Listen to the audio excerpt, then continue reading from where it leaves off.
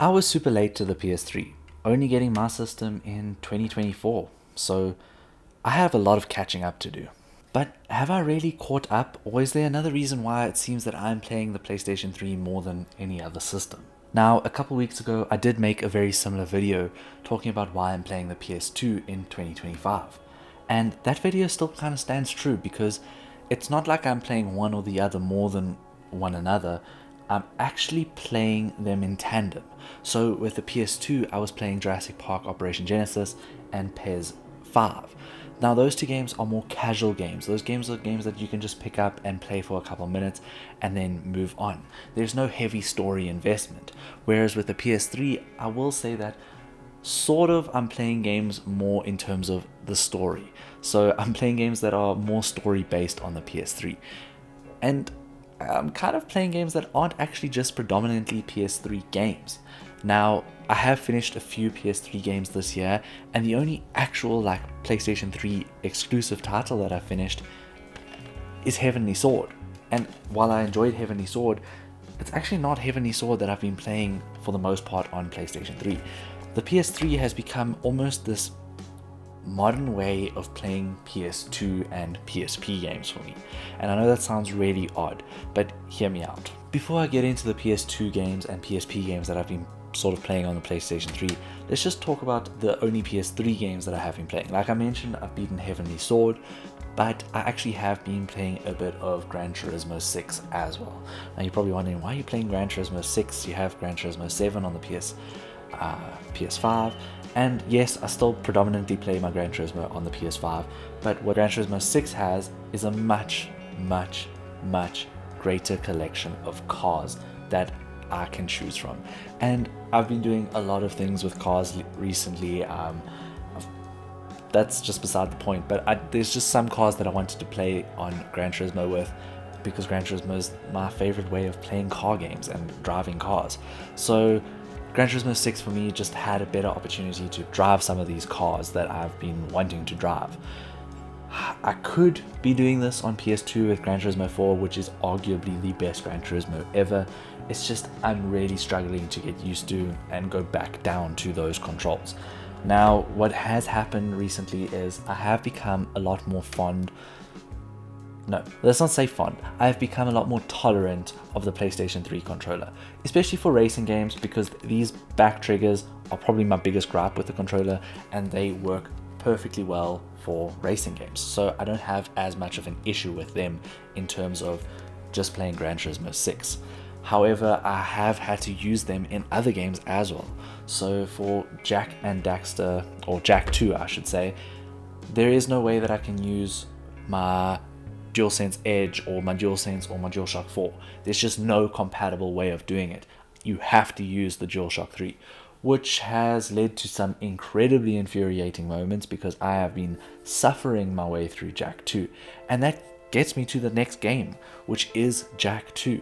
Jak 2 is the other game that I have invested a lot of time in. I think I'm 15 hours into Jak 2, and by all accounts I should be finishing up Jak 2, but I'm not, because it is so much more challenging than I initially thought. I've said a couple times, and a lot of people have laughed at me, I think Jak 2 is a little bit more challenging than Dark Souls was for me. I think Dark Souls I've found a lot easier. I got into a groove more easily in Dark Souls than I have with Jak 2. Jak 2, I think maybe the latency between the controller and the game, or maybe it's just my depth perception, I just seem to die in really silly situations, and that puts me back in, and it really frustrates me and makes me put down the game. So while yes, I have racked up basically 15 hours in the game, maybe it's 14 to 15, I can't quite remember, that has happened over a very long period of time, because maybe I play for 10-15 minutes at a time and I just can't get the hang of it, and then I just put the controller down, because I'd rather just put the controller down and walk away than get incredibly frustrated and just throw my controller through the TV, which I have been close to doing a couple times. So between those two games, that's why I have been playing a lot of PS3, and I still have been playing the PS5, but I haven't been playing any of the story games. I've kind of just been on a hiatus from the PS5. The PS5, maybe I play a bit of Gran Turismo 7 every now and then if I feel like I don't want to play the Gran Turismo 6. There are some massive differences between Gran Turismo 7 and Gran Turismo 6. Let's not cut it two ways about it. There's a 10-year dev cycle, and Gran Turismo Sport was in between there. And Gran Turismo 7, there is some spectacular things. It's just the car list that I feel like is lacking a little. There's some great cars on Gran Turismo 7. I just feel like Gran Turismo 6 has a lot more options, and that's why I've been playing that. But yeah, getting back to the PS5, after that 5 Platinums in 5 day challenge, which if you haven't checked out, make sure you do go check it out. That was a lot of fun. I haven't really found a need to go back into it. I played a bit of Klonoa, and that's kind of it. There's no story games that I've been invested in. So for the PS3, that's where I'm trying to invest all my time in for story games for the time being. Obviously, we have Ghost of Yotei coming out in a couple of weeks, and that's probably where my time will be sunk in. And at around about that time is sort of also when I want to start other games as well.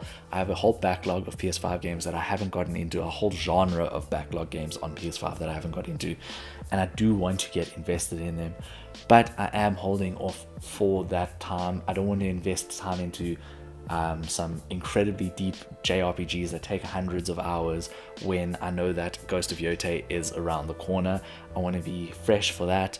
And other things that I have been doing is just chilling with games. Like, I've been trying to clean up some trophies here and there, but yeah, predominantly when I'm looking to play a game, I'll sit down with the PS3 for a bit and I will play on the PS3. So the PS3 has become sort of this main system in my catalog at the moment. I think I turn on my PS3 maybe a little bit more than I've been turning on my PS5, which is just an odd thing to say, but I have been enjoying it. The PS3 is still such a fantastic system. Now, yes, this isn't, is the PS3 worth it in 2025? It's not that video. We've done that video. Make sure you check out that video if you do want to. But for me, the PS3 is just a gaming experience at the moment, and I have been enjoying that experience. So guys, let me know in the comments if you have been playing the PS3 as well, and what games you have been experiencing on the PS3, and what games I should be picking up next, because I think I've only completed 3 games on the PlayStation 3, maybe just the 2, and now I'm busy on the third one. Heavenly Sword, and then my God of War Chains of Olympus. So I do need to heavily get into the PS3 because I do have a lovely catalog of games sitting ready for me. So it is something that I will definitely be getting into. So let me know what your games are that you're playing on the PS3, and I can't wait to see you guys soon. So for now, cheers.